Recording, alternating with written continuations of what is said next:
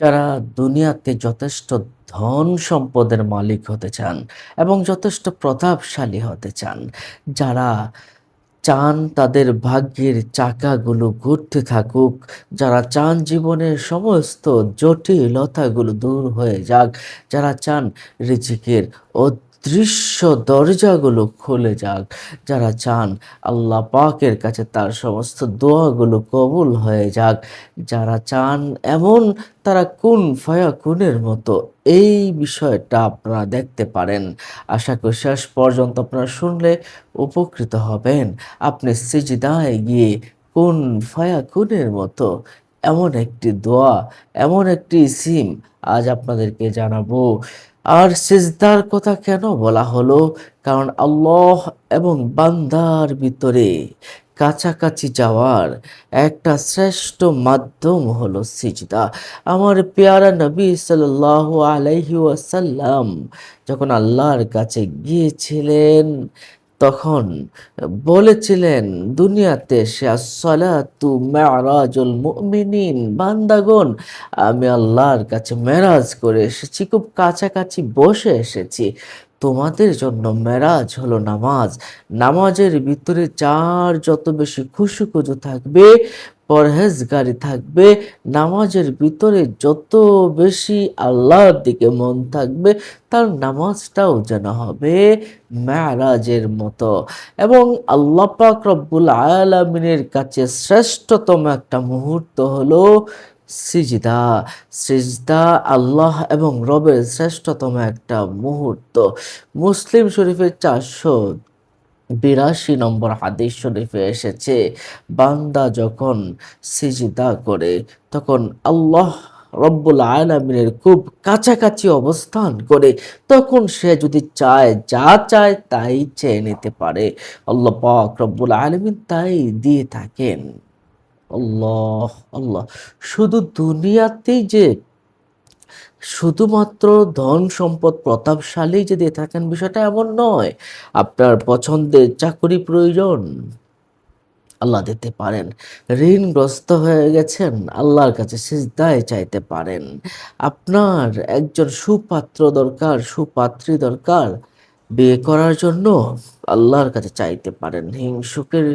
হিংসা থেকে বাঁচতে আল্লাহর কাছে চাইতে পারেন। এবং দুনিয়াবি বিভিন্ন রকম ফিতনা ফাসাদে জড়িয়ে গেছেন, আল্লাহর কাছে চান। জাদু জিন্নাতে পড়ে গেছেন, আল্লাহর কাছে চান। মনে রাখবেন, আপনি যখন দোয়া করবেন তখন কিছু আদব আছে। সেই আদবগুলো আপনাকে খেয়াল করতে হবে। প্রথম আদব হলো দোয়ার, আপনি আল্লাহর প্রশংসা করবেন। আলহামদুলিল্লাহি রব্বিল আলামিন। সমস্ত প্রশংসা আল্লাহর জন্য, যিনি বিশ্বজাহানের প্রতিপালক। এরপরে আপনি দুরূদ শরীফ পাঠ করবেন, সাল্লাল্লাহু আলাইহি ওয়া আলিহি ওয়াসাল্লাম। এভাবে আপনি দুরূদ শরীফ পাঠ করবেন, অথবা আপনি যে দুরূদ পারেন সেই দুরূদগুলো পাঠ করবেন। এই প্রশংসা এবং দোয়া, এই দুটা কিন্তু দোয়ার ভিতরে খুব জরুরি, খুব জরুরি। অথবা দোয়া সহজে কবুল হয় না। তারপর আপনি নিজের মতো যে চান, নিজের জন্য চান, নিজের গুনাহের জন্য মাফ চান, মা বাবার জন্য চান, মা বাবার গুনাহের জন্য মাফ চান, এবং সমস্ত মুমিন মুমিনাতের জন্য মাফ চান। কারণ আল্লাহ সুবহানাহু ওয়া তাআলা ওই বান্দাদেরকে ক্ষমা করেন দ্রুত। যে বান্দা মুমিন মুসলমানের জন্য ক্ষমা চায়, বান্দা ডেকে ডেকে বলে, ও আমার বান্দা, তুমি সমস্ত মুমিন মুসলমানের জন্য তুমি ক্ষমা চেয়েছো, যাও যাও, তোমাকে আমি ক্ষমা করে দিলাম। সুবহানাল্লাহ, সুবহানাল্লাহ।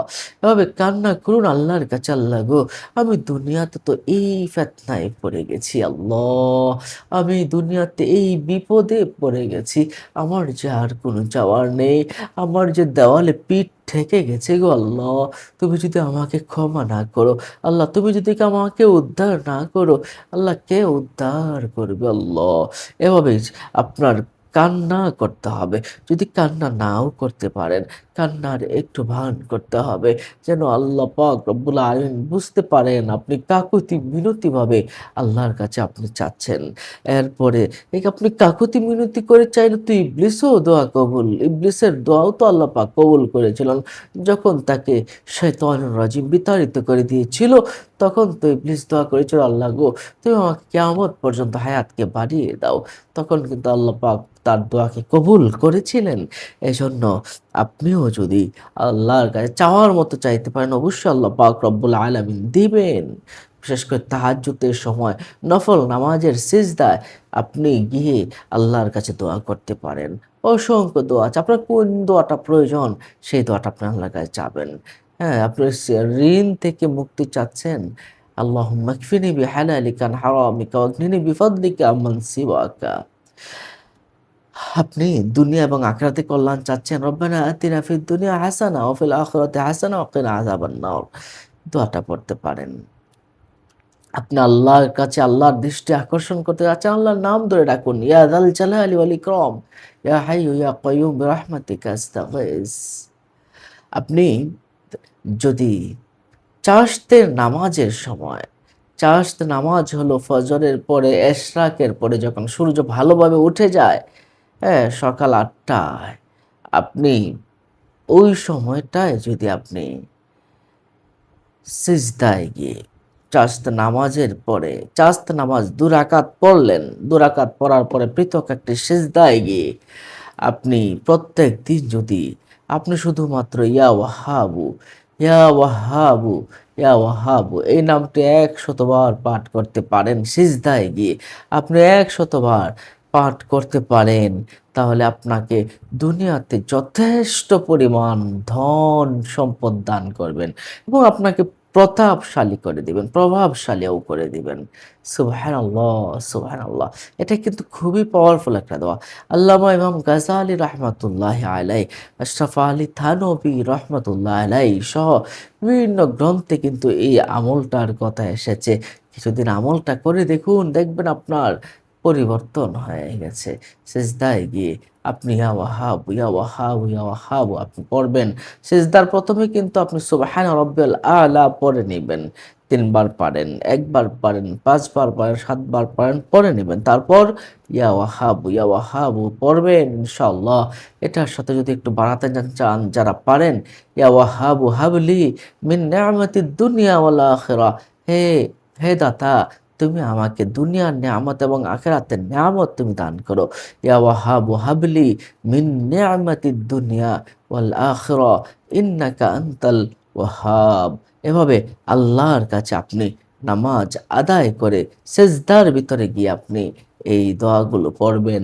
সম্মানিত দর্শক ও শ্রোতা, আল্লাহ পাক রব্বুল আলামিনের নামের যে কি পাওয়ার, এই পাওয়ারটা যারাই আমল করেছে তারাই পেয়েছে। যারা বিশ্বাস, ভক্তি, ভালোবাসার সাথে আমল করে তারা এটার ফল পায়। যারা আমল করে না তারা কি করে ফল পাবে? সম্মানিত দর্শক ও শ্রোতা, এজন্য আসুন আমরা আল্লাহ পাক রব্বুল আলামিনের কাছে বেশি, বেশি করে সিজদায় গিয়ে দোয়া করি, আল্লাহর কাছে চাই। নিশ্চয়ই আমাদের ভাগ্যের চাকাগুলো ঘুরে যাবে, জটিলতাগুলো দূর হয়ে যাবে, নিজেদের রিজিকের অদৃশ্য দরজাগুলো খুলে যাবে ইনশাআল্লাহ। দোয়া কবুল হয়ে যাবে। সিজদার এই শক্তিশালী দোয়াটি আসুন আমরা প্রত্যেকেই আমল করি। আল্লাহ পাক রব্বুল আলামিন আমাদেরকে আমল করার তৌফিক দান করুন। অন্য মুমিন মুসলমানকে জানাতে শেয়ার করে দিন। পরবর্তী ভিডিও পেতে চ্যানেলটিকে সাবস্ক্রাইব করে রাখুন। আসসালামু আলাইকুম ওয়া রাহমাতুল্লাহি ওয়া বারাকাতুহু।